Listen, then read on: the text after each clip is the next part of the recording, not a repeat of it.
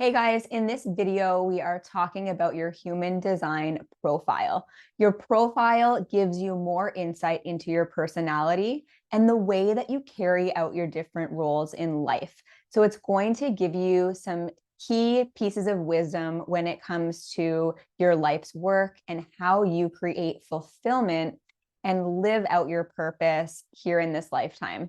If you don't yet have your chart, you can find it at whitneycopeland.com/chart and get your free download. Once you have it, take a look below the body graph. There's some writing below the body graph, and you're going to find the word profile, and you're going to see a number that looks like a fraction. That is your profile number. The first number comes from your conscious sun gate, and it's the parts of your personality that you are probably aware of and conscious of. If you have done a lot of spiritual or personal development type work already, you may very well be aware of your unconscious personality traits as well. But as you're listening to the descriptions later in this video, pay close attention to that unconscious sun gate so that you can really bring awareness to that and start noticing it show up in your life. So the next step, if you already have your chart, checked out your profile number, we are going to dive into talking about your specific profile, and then I'm going to break it down line by line so that you have a really good understanding of yourself and your profile as a whole. The 3-5 profile is the trial and error energy. So this person is going to go out and learn through experience in the world, and they may view when things don't go well that they are failing. But this is actually not the case. There is no failure for a line 3. They are actually intended to go out and experience life and learn from it so that they can help others. The heretic part of this profile is the side that helps others, guides others, and ultimately can come and save the day. This line has to be conscious of boundaries and who, when, where they are willing to help. So that's a tiny bit about the Martyr Heretic. Let's dive into each of these profile lines individually.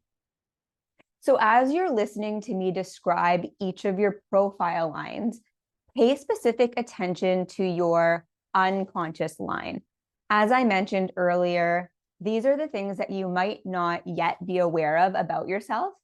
Other people may notice these characteristics or attributes in you before you do. And if you've done a lot of personal development type work already, you may very well be aware of these things and have already found your strategies and tools to help you really step into the higher frequency of your profile lines, which is where you're going to create that alignment in your life and that prosperity.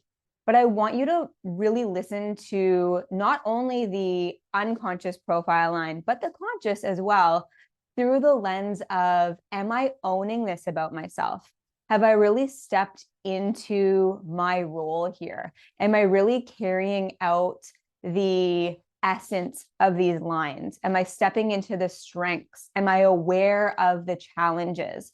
So have that open mind as we dive in. We're going to cover your conscious line first, followed by your unconscious line. Okay, let's talk about line 3, the martyr. These are the people who are here in the world to explore and experience life. They require a lot of freedom to go out there and trial and error things for themselves. This brings about obstacles and challenge in life because you're just going out on a whim and you're learning through experience rather than through books or from other people. And you have this internal drive to go put yourself out there and try things. And that's the only way you're going to feel a sense of satisfaction, peace, and like you're fulfilling your purpose, because it really is your purpose here on earth to experience life. So some of the strengths for the profile line 3 is that they have the ability to try things and then course correct.